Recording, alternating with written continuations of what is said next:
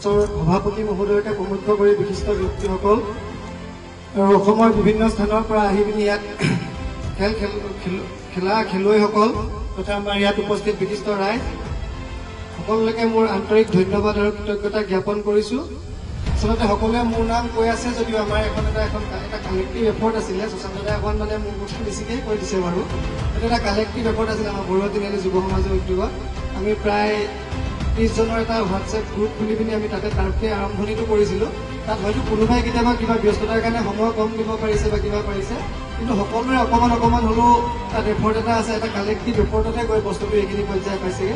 সেইকাৰণে মই আমাৰ খেল পৰিচালনা মানে খেল আছে খেলৰ আয়োজক আহ্বায়ক কমিটি আছিলে, মই সকলোকে ধন্যবাদ জ্ঞাপন কৰিছোঁ।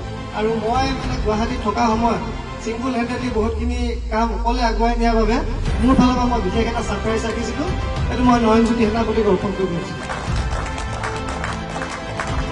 বৰুৱা তিনিআলি যুৱ সমাজৰ উদ্যোগত চৰিত্ৰ গোবিন সত্য সোঁৱৰণি 2য় বাৰ্ষিক প্ৰাইজমণি কেৰম প্ৰতিযোগিতাৰ যি বঁটা বিতৰণী অনুষ্ঠান আছিলে তাত উপস্থিত থকাৰ বাবে মই প্ৰথমে আমাৰ আজি অসমক শুৱনি কৰা সভাপতি মহোদয়কে প্ৰমুখ কৰি দুলীয়াজান প্ৰেছ ক্লাবৰ সভাপতি সম্পাদক মহোদয়, দুলীয়াজান সন্মিলিত যুৱ সাংবাদিক মঞ্চৰ সভাপতি সম্পাদক মহোদয়, দুলীয়াজান আৰক্ষী চকীৰ ভাৰপ্ৰাপ্ত আৰক্ষী বিষয়া ভাস্কৰ শইকীয়া ছাৰ, আমাৰ খেল পৰিচালক মহোদয়, স্কেটিঙৰ প্ৰশিক্ষক মহোদয়, দুলীয়াজান ক্লাবৰ সভাপতি যুটীয়া সম্পাদক তথা কাৰ্যবাহী সদস্য মহোদয় তথা বিভিন্ন স্থানৰ পৰা আহি ইয়াত খেলখনত অংশগ্ৰহণ কৰা খেলুৱৈসকল আৰু আমাৰ বৰুৱা তিনিআলিৰ বাকী অঞ্চলৰ ৰাইজৰ লগতে মোৰ আমাৰ আহ্বায়ক কমিটিৰ যিসকল সদস্য বা সভাপতি সম্পাদক আছিলে সকলোকে মোৰ আন্তৰিক আৰু ধন্যবাদ জ্ঞাপন কৰি আৰু আগন্তুক দিনলৈ আমি যাতে ইয়াতকৈ আৰু উন্নত খেল খেলাব পাৰোঁ